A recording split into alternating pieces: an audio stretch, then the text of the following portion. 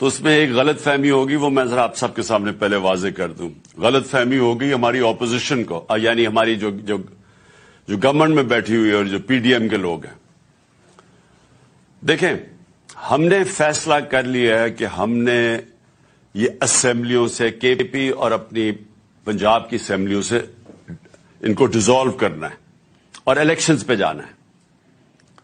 ہم نے صرف ان کو، پی ڈی ایم والے لوگوں کو، ان کو ایک پیغام دیا کہ دیکھیں 66% پاکستان میں الیکشن ہوگا جیسے ہم اپنی یہ 2 اسمبلیاں ڈیزالو کریں گے. اب 66% پاکستان میں جب الیکشن ہوگا تو جو فیڈرل گورنمنٹ ہے وہ تو اس کا تو کام کرنا ختم ہو جائے گا، کیونکہ وہ تو سارے الیکشن میں چلے جائیں گے. جب 66% پاکستان میں الیکشن ہوگا تو فیڈرل گورنمنٹ کیا کرے گی؟ وہ سارے الیکشن میں چلے جائیں گے. اس کا مطلب ملک ہالٹ ہو جائے گا. اب میں نے ان کو یہ سمجھایا، کل کوشش کی اور میرے خیال میں غلط پیغام چلا گیا کہ دیکھیں میں ملک کے لیے آپ کو آفر کر رہا ہوں، الیکشن تو جب بھی ہوں گے وہ انشاءاللہ چاہے اکتوبر میں ہو چاہے اگلے اگست میں ہو، انشاءاللہ تحریک انصاف نے تو اب جیتنا ہے.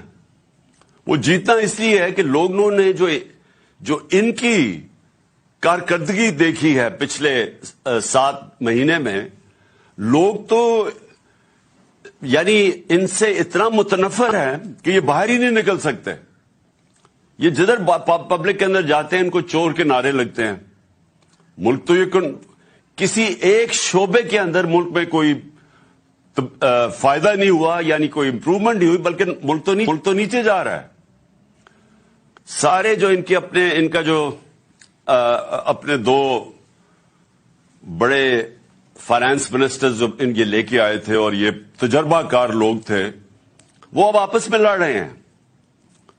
وہ جو مفتاح اسماعیل ہے، وہ جو پہلا فائنانس منسٹر ہے، وہ تو اب یہ کہہ رہا ہے کہ یہ ڈیفالٹ کی طرف لے کے جا رہا ہے اسحاق ڈار، اور اسحاق ڈار کہہ رہا ہے کہ اس نے کچھ کیا ہی نہیں ہے جب وہ فائنانس منسٹر تھا.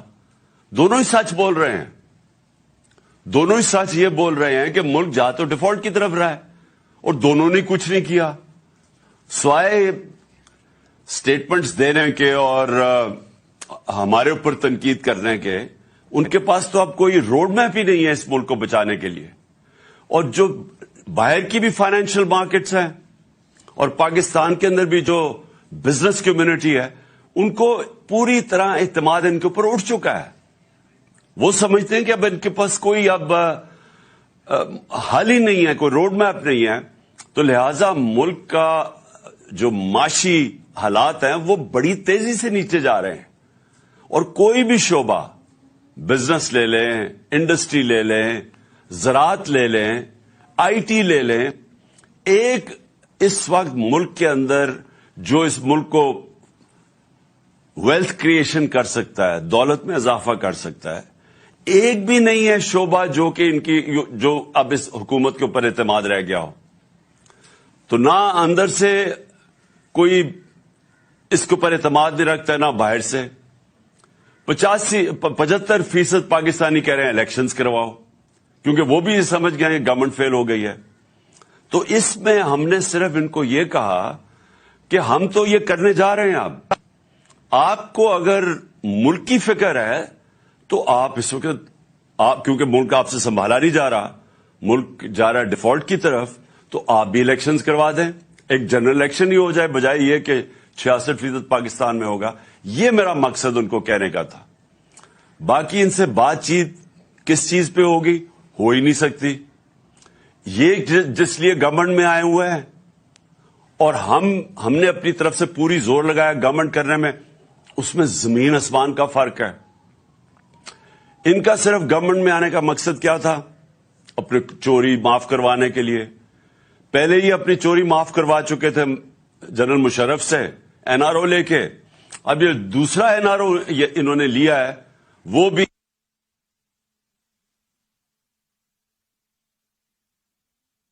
سہولت کار بنے ان کو دوسرا این آر او لینے کے لیے. اور جنرل مشرف کو جو سب سے بڑی تنقید ہوئی تھی وہ اس کے این آر او دینے پہ تھی. باقی تو جنرل مشرف نے ان دونوں پارٹی سے ملک کو بہتر چلایا تھا.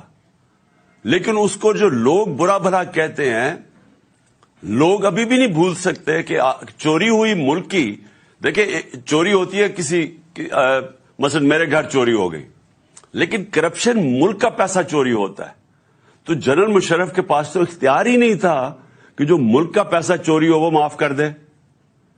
اور اب پھر 1100 ارب روپے کا انہوں نے یہ آئے ہیں, اور ان کا صرف ایک مقصد تھا کہ 1100 ارب روپے کے ان کے کیسز معاف ہوں. تو سب کے کیسز معاف ہوتے جا رہے ہیں. یہ دار بھی بچ گیا ہے. دار کا میں یاد کروا دوں کہ اس سے پوچھا تھا کہ $5 ملین آپ نے اپنے بچوں کو بھیجے ہیں, آپ نے کدھر سے بھیجے ہیں, آپ کی انکم میں تو یہ شو نہیں ہو رہا. اس نے کہا جی مجھے وہ ابو دھابی سے, میں کسی ابو دھابی کے شیخ کے لیے کام کرتا تھا تو اس نے مجھے پیسہ دیا ہے. انہوں نے اگلا سوال پوچھا کہ اگر اس نے پیسہ دیے تو آپ کے پاس کوئی تو ثبوت ہوگا. کسی نے $5 ملین آپ کو ایسے کیش میں تو نہیں پکڑا دیا, کوئی تو ہوگا, کوئی چیک وغیرہ. جب اسے یہ سوال پوچھا گیا, وہ اس کے جہاز میں بیٹھ کے جو پرائم منسٹر تھا تب خاقان عباسی, اور وہ ملک سے فرار ہو گیا. اب آ کے انہوں نے قانون اتنا بدل دیا کہ وہ بھی پاک ہو گیا, اور اب وہ مریم بھی بچ گئی ہے. نواز شریف کی تیاری ہو رہی ہے اس کو بھی بچانے کے لیے. آصف زرداری کے کیسز وہ ختم ہو رہے ہیں. 1100 ارب روپے کا ملک کو ڈاکہ پڑ رہا ہے. اور یہی انہوں نے ابھی تک, اگر ان کا کوئی کارنامہ ہے تو وہ ہے کہ اپنے کیسز معاف کروا لیے ہیں.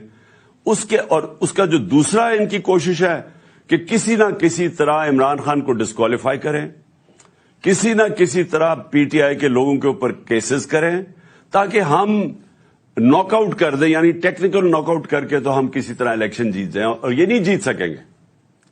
تو ملک کا اس وقت ضرورت یہ ہے کہ سیاسی استحکام آئے, اس کی وجہ سے معاشی استحکام آئے گا. سیاسی استحکام آ سکتا ہے صرف ایک طریقے سے, وہ ہے الیکشنز. اور اسی لیے آج 75% قوم اس چیز کے اوپر آ گئی ہے کہ الیکشنز کے علاوہ کوئی دوسرا راستہ نہیں ہے. اور ہم نے ان کو اس لیے آفر کیا کیونکہ ہم اسمبلیاں ڈیزالو کرنے جا رہے ہیں پنجاب اور کے پی کی, اور وہ اس لیے ہم کرنے جا رہے ہیں کہ ہم سمجھتے ہیں اب کہ یہ ملک کی ضرورت ہے الیکشنز, اور پی ٹی آئی کی ضرورت الیکشنز نہیں ہے اس وقت. پی ٹی آئی تو انشاءاللہ جب بھی الیکشنز ہوں گے تو ہم جیت جائیں گے, بلکہ جتنی دیر یہ بیٹھے جا رہے ہیں اسمبلی میں, ان کا تو گراف اور تیزی سے نیچے جا رہا ہے. تو ہمیں تو فائدہ ہی فائدہ ہے کہ اگر الیکشن ڈیلے بھی ہو جاتے ہیں, لیکن ملک